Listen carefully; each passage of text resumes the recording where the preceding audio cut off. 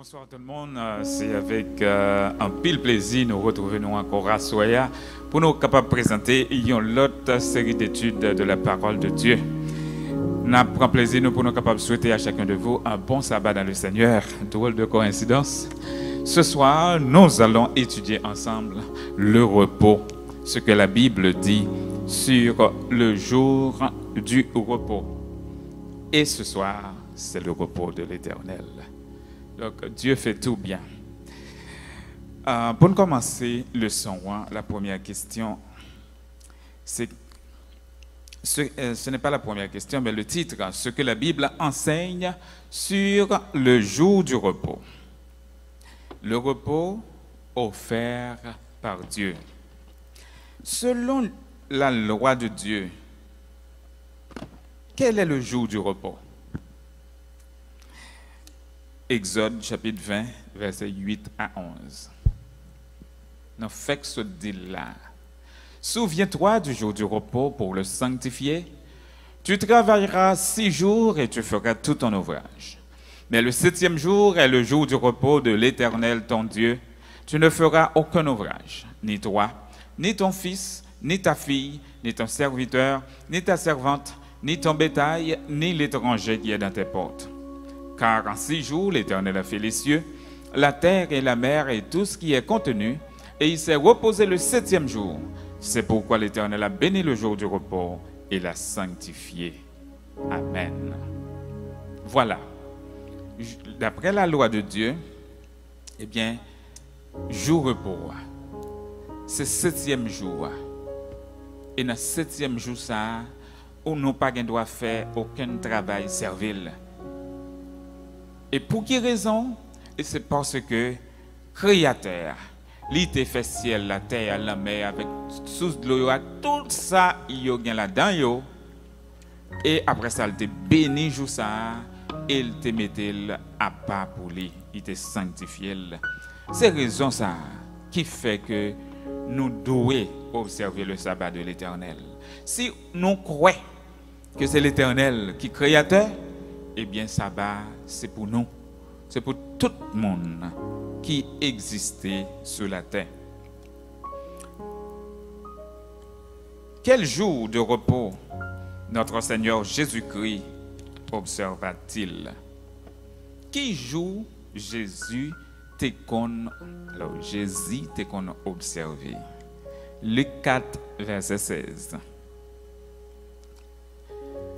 Puis il leur dit, Luc chapitre 4, verset 16. Il se rendit à Nazareth où il avait été élevé et selon sa coutume, il entra dans la synagogue le jour du sabbat, il se leva pour faire la lecture. Selon sa coutume. Très important. Il levé, il allait à Nazareth, il est entré dans la synagogue là. Et d'après habitude li te gagné, coutume li te gagné.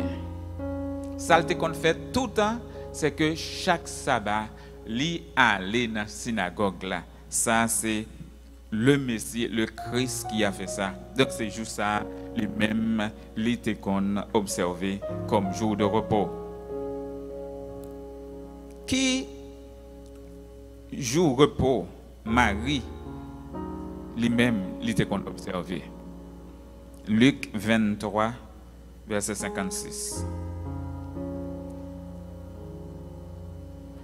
Et s'en étant retournés, elles préparèrent des aromates et des parfums, puis elles se reposèrent le jour du sabbat selon la loi. Donc, qui ça a été fait? Après la mort de Christ,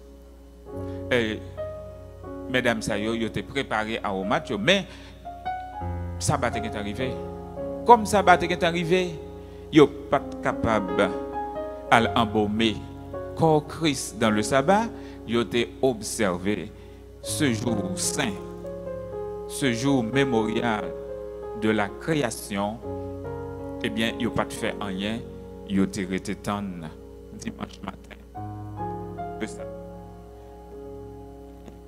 Embaumer le corps de Christ. Ils ont été dimanche matin.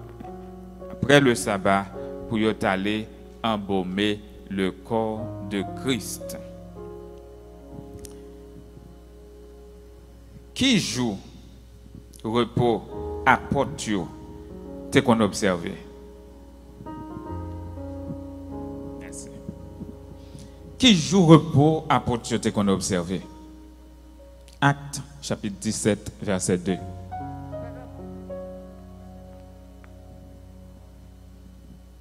Paul y entra selon sa coutume pendant 3 sabbats. Il discuta avec eux d'après les Écritures. Qui côté? Qui joue? Dans le sabbat, c'est le ça. Paul est entré dans la synagogue là et il a discuté avec moun sa yo qui était dans la synagogue là selon les Écritures. Est-ce que Paul t'a observé un autre jour différent du jour du sabbat? Non. Il observait le sabbat de l'Éternel le 7e jour selon la loi de Dieu par rapport à la création. Qui joue repos n'a pas gagné pour nous observer sous la terre restaurée. Ésaïe 66, versets 22 et 23. Car comme les nouveaux cieux et la nouvelle terre que je vais créer subsisteront devant moi, dit l'Éternel, ainsi subsisteront votre postérité et votre nom.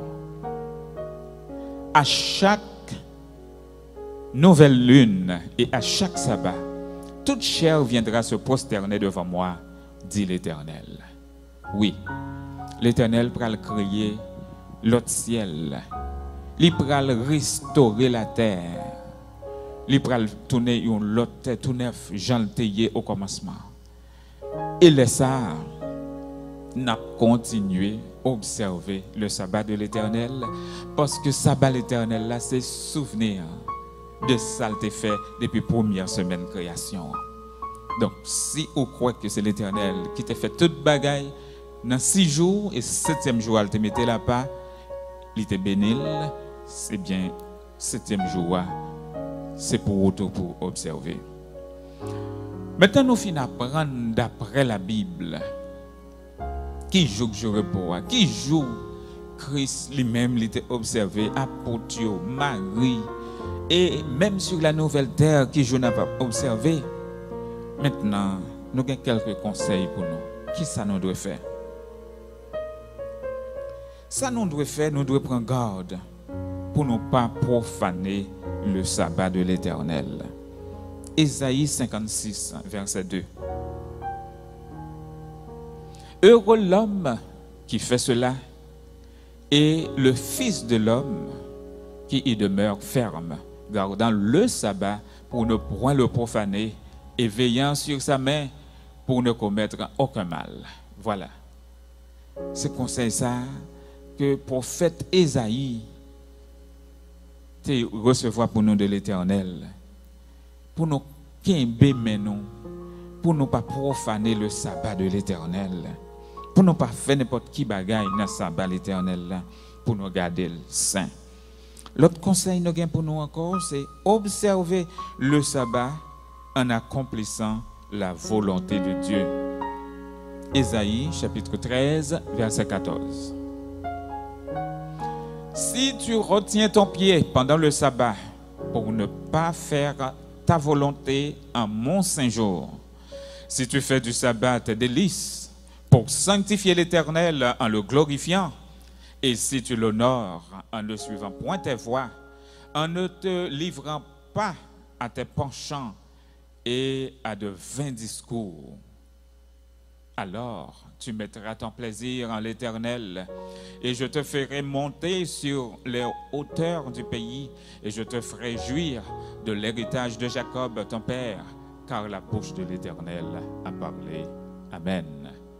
Donc voilà, si nous gardons pour ne pas faire ça, nous voulons dans le sabbat, pour nous observer le sabbat de l'Éternel comme ça doit, eh bien l'Éternel a rencontré avec nous sous tête montagne. Ça veut dire la recevoir nous la taille. Ça veut dire que la bénir nous, la élever nous bien haut, il prend plaisir de nous observer sa balle là. Dernier conseil pour finir, obéir à Dieu plutôt qu'aux hommes. Acte 5, verset 29. Pierre et les apôtres répondirent, il faut obéir à Dieu plutôt qu'aux hommes. La Bible nous fait savoir que nous devons obéir aux autorités établies. C'est vrai.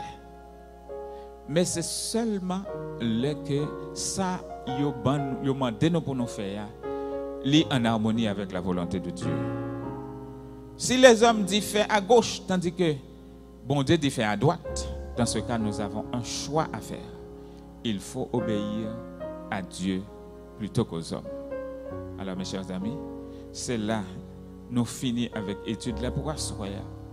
Si nous avons des questions, pas hésiter, posez questions et nous gagnons ligne ça en bas page là que nous sommes capables de relayer la donne, poser questions et puis nous sommes capables d'aider nous mieux comprendre la Bible. Que bon Dieu est capable de bénir.